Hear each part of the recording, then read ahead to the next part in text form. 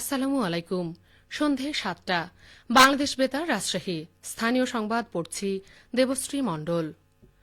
অন্তর্বর্তীকালীন সরকারের আইন, বিচার ও সংসদ বিষয়ক মন্ত্রণালয় এবং প্রবাসী কল্যাণ ও বৈদেশিক কর্মসংস্থান মন্ত্রণালয় এবং যুব ও ক্রীড়া মন্ত্রণালয়ের উপদেষ্টা ড আসিফ নজরুল বলেছেন, দেশ থেকে বৈষম্য নিপীড়ন দূর করতে হলে গণভোটে হ্যাঁ এর পক্ষে ভোট দিন। তিনি আজ দুপুরে বগুড়ার জেলা পরিষদ মিলনায়তনে আয়োজিত এক মতবিনিময় সভায় প্রধান অতিথির বক্তব্যে একথা বলেন।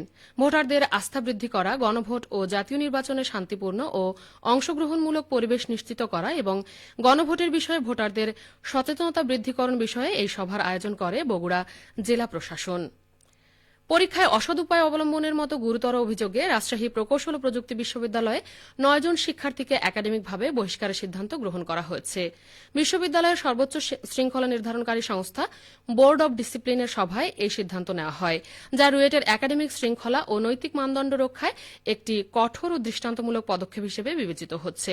আজ রুয়েট প্রশাসনিক ভবনের কনফারেন্স রুমে বোর্ড অব ডিসিপ্লিনের সভা অনুষ্ঠিত হয়। সভায় সভাপতিত্ব করেন রুয়েটের উপাচার্য প্রফেসর ড এস এম আব্দুর রাজ্জাক।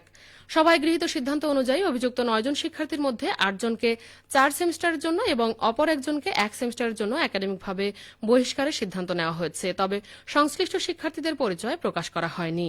সভায় অভিযুক্ত শিক্ষার্থীদের জন্য আপিলের সুযোগ উন্মুক্ত রাখা হয়েছে। প্রাথমিকভাবে তারা একাডেমিক কাউন্সিলের কাছে আপিল করতে পারবে। সেখানে সুরাহা না হলে পরবর্তীতে আইনানুগ প্রক্রিয়ায় উচ্চ আদালতে আপিল করার সুযোগ থাকবে।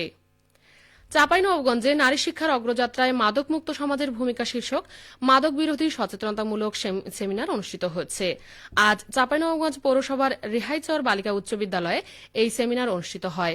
মাদকদ্রব্য নিয়ন্ত্রণ অধিদপ্তর ও চাঁপাইনবাবগঞ্জ জেলা কার্যালয় এই সেমিনারের আয়োজন করে। জেলা মাদকদ্রব্য নিয়ন্ত্রণ অধিদপ্তরের উপপরিচালক ও চৌধুরী ইমরুল হাসানের সভাপতিত্বে অনুষ্ঠিত সেমিনারে প্রধান অতিথি হিসেবে বক্তব্য দেন নবাবগঞ্জ সরকারি মহিলা কলেজের অধ্যক্ষ প্রফেসর ড বিপ্লব কুমার মজুমদার। তিনি মাদকদ্রব্যের ভয়াবহ সামাজিক প্রভাব ও নৈতিক অবক্ষয় রোধে নারী শিক্ষার গুরুত্ব তুলে ধরে তারুণ্য নির্ভর, উন্নত ও মাদকমুক্ত সমাজ গড়তে সকলের সম্মিলিত উদ্যোগের আহ্বান জানান। আজ নাটোরের নলডাঙ্গায় বিএনপির প্রতিষ্ঠাতা শহীদ প্রেসিডেন্ট জিয়াউর রহমানের ৯০তম জন্মবার্ষিকী পালন করা হয়েছে।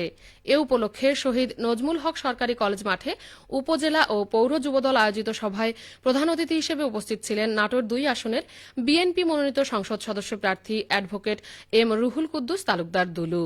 অনুষ্ঠানে দুলু বলেন, শহীদ রাষ্ট্রপতি জিয়াউর রহমান ১৯৭১ সালে জাতির চরম ক্লান্তিলগ্নে কালুরঘাট বেতার কেন্দ্র থেকে মহান স্বাধীনতার ঘোষণা দিয়েছিলেন। সেদিনের মেজর জিয়ার এক ঘোষণাতেই বাংলাদেশের লক্ষ কোটি মানুষ মুক্তিযুদ্ধে ঝাঁপিয়ে পড়ে। ৯ মাস রক্তক্ষয়ী যুদ্ধের মাধ্যমে পৃথিবীর মানচিত্রে বাংলাদেশ নামে একটি স্বাধীন সার্বভৌম রাষ্ট্রের জন্ম হয়। নাটোর জেলা যুবদলের সভাপতি এ হাই তালুকদার ডালিম অনুষ্ঠানের সভাপতিত্ব করেন। চাঁপাইনবাবগঞ্জের ভোলাহাটে কৃষক কিষানীদের ২ দিনব্যাপী নিরাপদ খাদ্য উৎপাদন ও পুষ্টি বিষয়ে প্রশিক্ষণ অনুষ্ঠিত হয়েছে। আজ ভোলাহাট কৃষক প্রশিক্ষণ হলরুমে স্মল হোল্ডার এগ্রিকালচারাল কম্পিটিটিভনেস প্রকল্পের আওতায় সেফটি ও নিউট্রিশন বিষয়ক ২ দিনব্যাপী মাল্টি ডাইমেনশনাল এই প্রশিক্ষণ অনুষ্ঠিত হয়। ভোলাহাট উপজেলা কৃষি সম্প্রসারণ অধিদপ্তর এই প্রশিক্ষণ কর্মসূচির আয়োজন করে। এসএসসিপি রেঞ্জ প্রকল্পের এই প্রশিক্ষণে ৬০ জন কৃষক কিষানী অংশগ্রহণ করে। বাংলাদেশ স্কাউটস নাটোর জেলার উভারের প্রতিভা উন্মোচন প্রতিযোগিতা সম্পন্ন হয়েছে। আজ জেলা স্কাউটস ভবনে এই প্রতিযোগিতা অনুষ্ঠিত হয়। প্রতিযোগিতায় নাটোর জেলার ওভারের বিভিন্ন ইউনিটের সদস্যরা সঙ্গীত, নৃত্য, আবৃত্তি, মূকাভিনয়, বাংলা ভাষায় উপস্থাপনা এবং কেরাত প্রতিযোগিতায় অংশগ্রহণ করে।